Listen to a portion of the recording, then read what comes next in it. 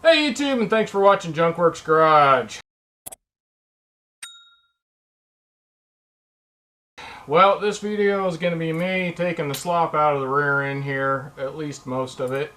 Admittedly, I'm probably going to have to go further into the rear end here at some other point, but right now I've done as much as I can do. But if you're having kind of wobbly or sloppy rear end, so to speak, this is a good place to start and see if it helps you out. I've done the same thing on the front end, so go watch that video in my Razor playlist. I got several videos coming out now. I did the same thing in the front. The front worked out great. I'm very happy with the front. And I was planning on putting the two of them together, but as usual, my video was going on too long, so I decided to separate them, and that is why this kind of starts where it starts. Alright, hopefully you enjoy. Now we're on the back, and we're going to do basically the same stuff we've been doing on the front. So we're going to start out, and we're going to go this way. That's not good at all. Then we're going to go this way. Not great, but not horrible. Now I'm going to look yet again and see, is it in the A-arms, lower or upper? I am not seeing any movement in those actually.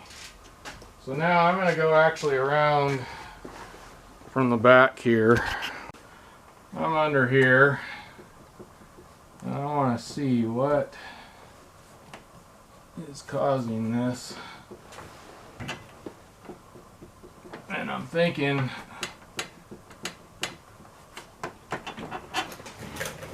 it is all bearing this time. I'm going to go ahead and do like what I did in the front and start out with the greasing tool on this one. Look at the brakes. Do kind of all the same stuff on this one as I did the front.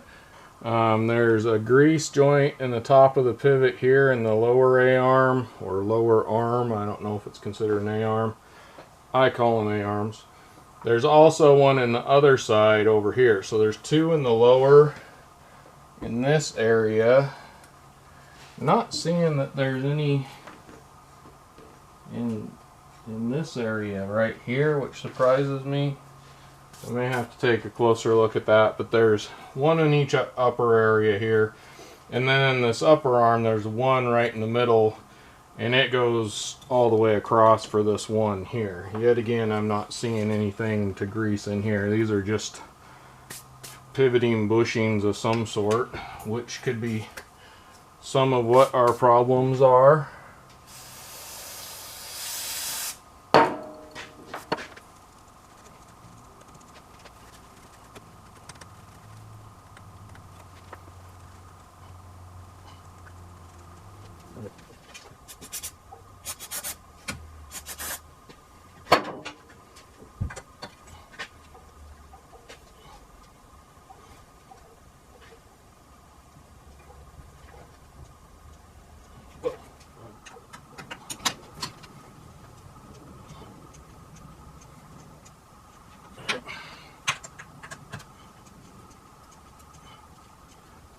Alright, those definitely didn't take as much as I was hoping they maybe would, but I almost forgot.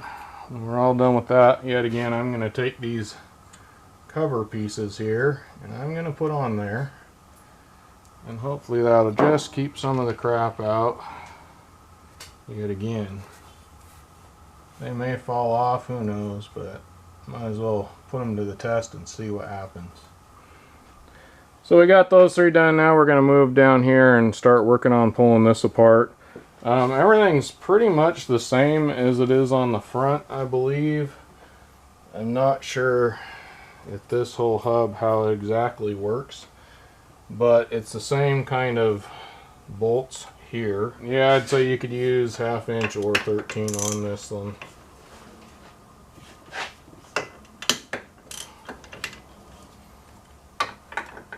And definitely can't get in there with that. So 13mm box end wrench is what we're going to go with here. And again, I will be Loctiting this when I put it back in. I'm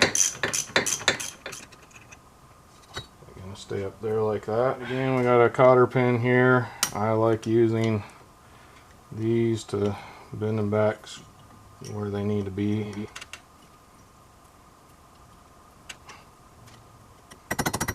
And if you use this piece right here where it's V'd, it hits them pretty good. And then you should be able to just kind of twist them out, and this grabs a hold of them really well. Don't push too hard or you can cut through these. And yet again, don't reuse this, get a new one. Now I got, I think, anyway, yep, 27 millimeters, same as the front here. I got this as well. I don't have a lot of, I just got it set on the lowest setting to do any of this stuff right now. That just keeps me from overdoing anything. If I need more, then I'll up it, but until then, I'm just going to keep it on the lowest setting. Yet again, I will have that in my box or in my truck or somewhere around me. Same thing, we got two washers. They got a concave, convex, whatever you want to call it, which goes inward here, so there's that. Don't forget the washers like I did on the front. I'm just going to make sure there's nothing else that I need to worry about here, and that pulls right off with no problem. A little bit of schmutz in there, but yet again, I'll clean this off real good before and after I put it back on. And then I'm going to go ahead and clean this up again here a little bit. Just kind of get what I can off of here so it doesn't all go in as we go here.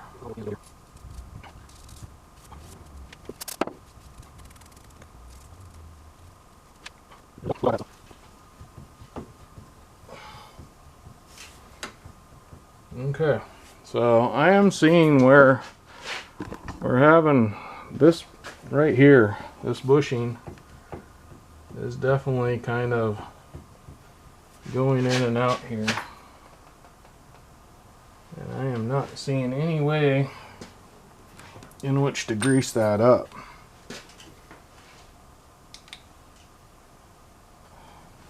But it's definitely this one right here is moving a bunch. This upper one doesn't appear to be doing that, just the lower one here, which is kind of a bummer. I don't know what these bushings run. I may check and see what the bushings cost for this, because yet again I've got it open.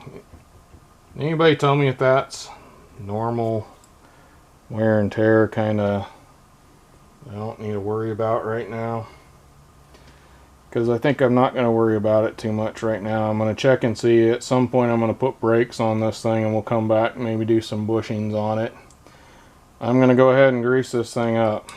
Alright, and I found this nifty little thing for this. It's I don't know, something that was actually at my mom's and I saw it and I said, oh, that would be perfect, and she gave it to me. So that's what I'm carrying, these in the plastic bag inside there. I got some extra cotter pins as well as the extra parts and pieces that came with this.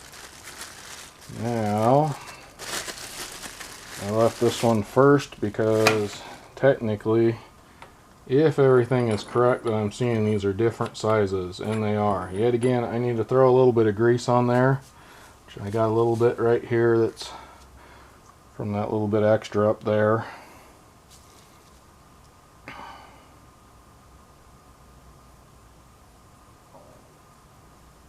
Don't have to kill it. And I'm actually going to put some on the splines here as well. And this will go on here. And start pumping some grease in. There's more grease coming out of there than what that's gone in. Okay, I see that bulging a little bit right there, so I think this one was also packed all right. And I believe this is a 15 millimeter, and I think, like I said, it was like 38 foot-pounds, so I'm just going to make sure, yeah, more than tight enough now.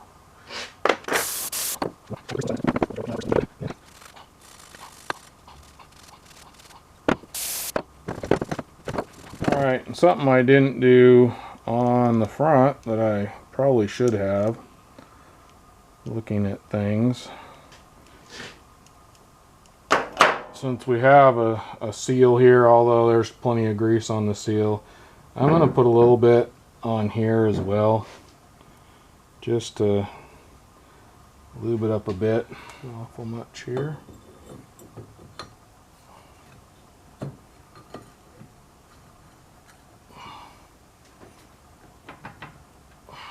Okay, and the two washers in the proper orientation, and the nut.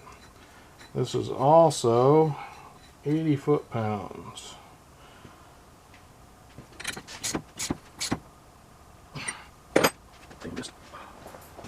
Alright, and then in my little box here I have a cotter pin. Make sure these will work in the back as well. This looks like I might need to twist it a little bit more. No, we're good. I think I am going to go that direction. We'll see if which way holds up. And then that.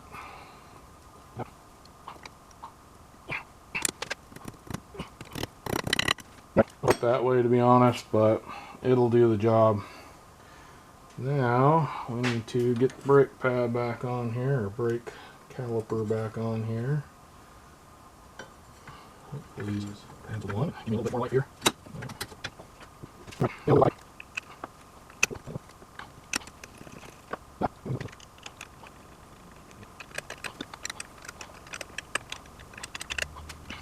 Alright, and that is put together. Unfortunately, these joints are definitely wiggling more than I would like. See if I can get this on here. This on here, see if this needs tightening anymore. I could use a little bit more, but not much. So I'm going to be checking out a bushing kit back here and some brakes at some point.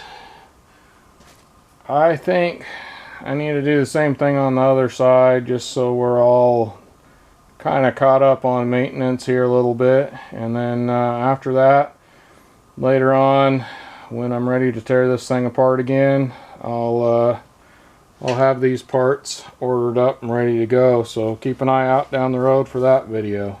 So I realized I didn't really show how this looked in the end, and unfortunately it's maybe a little better, but there's a lot more slop there than I would like. It's definitely something I'm going to have to address sooner than later, but regardless, this might help you. Later on we will dig in further and hopefully get it more fixed in the end, but right now I'm going to call that a video. Now get out there and get your junk working. Thanks for watching Junkworks Garage, where I'm proud to say I'm a jack of all and obviously master of none. You all have a good one.